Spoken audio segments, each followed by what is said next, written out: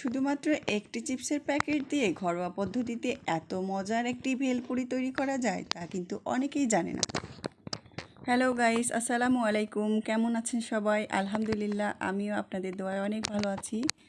আজকে সন্ধ্যায় হঠাৎ মনে হলো ফুচকা অথবা ভেলপুরি খাবো।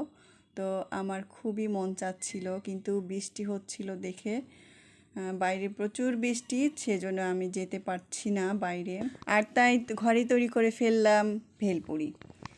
যাই হোক, প্রথমে আমি আলু সিদ্ধটা করে নিয়েছিলাম, তার সাথে একটা ডিম সিদ্ধ করে নিয়েছি, কাঁচামরিচ, পেঁয়াজ কুচি এগুলো সব আগে থেকেই রেডি করে রেখেছিলাম। আর টকটা তৈরি করে রেখেছিলাম তেঁতুল ভিজিয়ে, আর সাথে দিয়েছিলাম কিছুটা লেবু। যাই হোক, বেলপুরিগুলো সব কিছু সেট করে নিয়েছি আর তৈরি করে ফেলেছি। আর এটা যখন মুখের মধ্যে দিয়েছি এত টেস্ট বলার কথা না।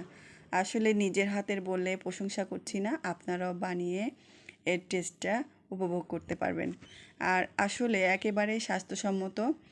আর এটার টক যে এত মজার হয়েছিল, আমি এখানে কিছুটা ভাজা মশলা গুঁড়ো অ্যাড করেছিলাম। আমার মেয়ে তো অনেক খুশি, আর ওর একটা প্রিয় খাবার এটা।